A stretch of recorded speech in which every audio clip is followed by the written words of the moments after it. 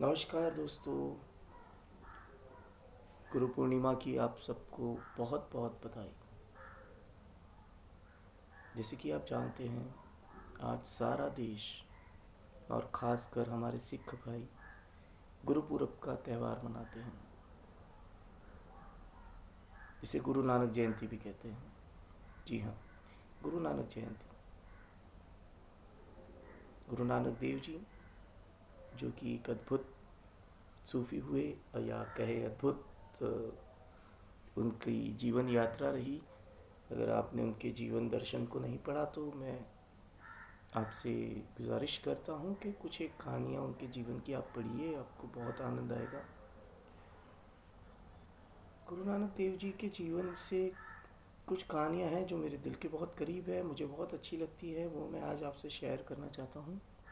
जिसमें कि उनकी बचपन सब कुछ अद्भुत रहा। उनका बचपन, जब वो पढ़ाई नहीं करते थे और उनके माता पिता को लगा कि अभी बच्चा क्या करेगा, इसका मतलब कोई भविष्य मुझे नज़र नहीं आ रहा है, तो उनके पिता ने उन्हें एक बनिए की दुकान पर काम पर रखा।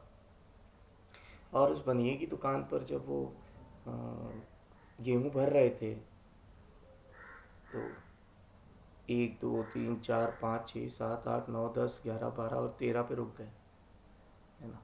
13, सब कुछ 13, जो भी है 13। सो परमात्मा से उनकी ऐसी लौ लगी हुई थी, ईश्वर के साथ उनका ऐसा एक संबंध था। और तो वो 13 पर रुक गए।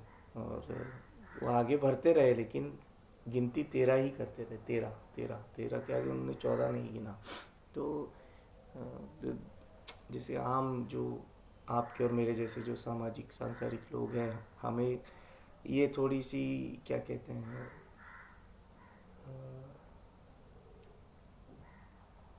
खराब बात लग सकती है कि ये क्या कर रहा है, 13 क्या गिन नहीं रहा है।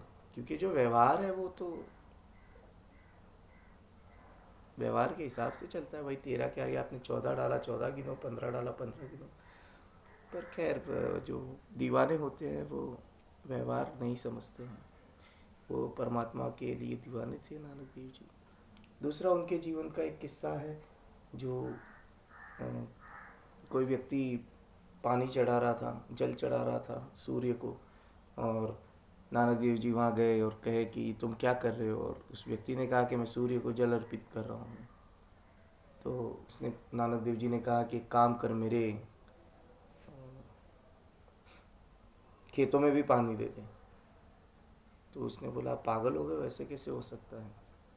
तो नानक देव जी ने कहा, जब यहाँ बैठे बैठे तुम सूर्य को जल अर्पित कर सकते हो या अपने पूर्वजों को जल अर्पित कर सकते हो, तो यहाँ बैठे बैठे मेरा खेत तो ये पास में ही है, तुम उसको भी पानी पिला सकते हो ना।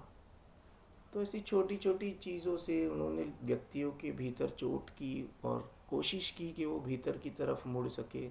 जो लोग जो काम अनकॉन्शियसली कर रहे थे, बिना किसी सोच समझ के एक कर्मकांड की तरह कर रहे थे, उन पर उन्होंने चोट की, है ना। तो नानक देव जी, उनके जीवन का एक बहुत अद्भुत किस्सा है कि वो कहीं उनको निमंत्रण मिला था और वो गए थे। और वहाँ पर जाकर पंडितों ने और वहाँ के मुल्लाओं ने और लोगों ने आकर उनसे कहा कि आप इस तरफ पैर मत करके मत सोइए, क्योंकि ये काबा की तरफ आपके पैर हैं। तो उन्होंने सवाल पूछा कि मेरे पैर उस तरफ कर दो जहाँ तुम्हारा मानना है कि ईश्वर नहीं है। तो ईश्वर तो हर जगह है, हर दिशा में है। तो आप कैसे कह सकते हैं कि इसी दिशा में पैर रखकर सोना। एक बादशाह के जीवन का अद्भुत किस्सा मुझे याद आता है नानक देव जी के जीवन से, कि एक बादशाह ने जब उनको निमंत्रण दिया और कहा कि तुम, मैंने सुना है तुम बहुत बड़े फ़कीर हो और ऐसे ऐसे, तो तुम नमाज़ पढ़ो, तुमको क्या दिक्कत है, मतलब तुम तो सर्वधर्म समभाव की बात करते हो, तो तुम नमाज भी पढ़ो।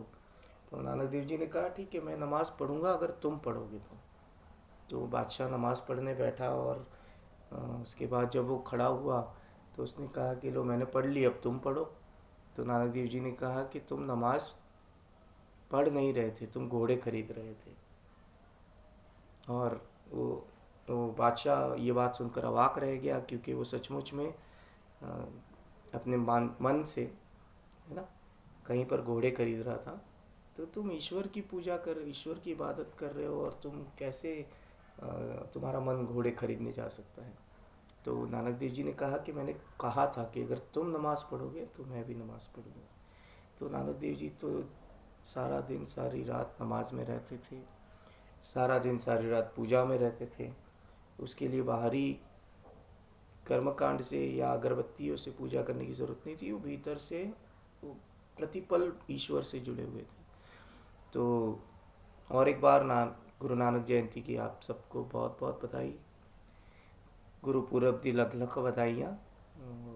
ईश्वर आपको भी नानक देव जी के जीवन से इंस्पायर करे, भीतरी लौ जलाए रखे, और सदा नमाज में रखे। शुक्रिया दोस्तों।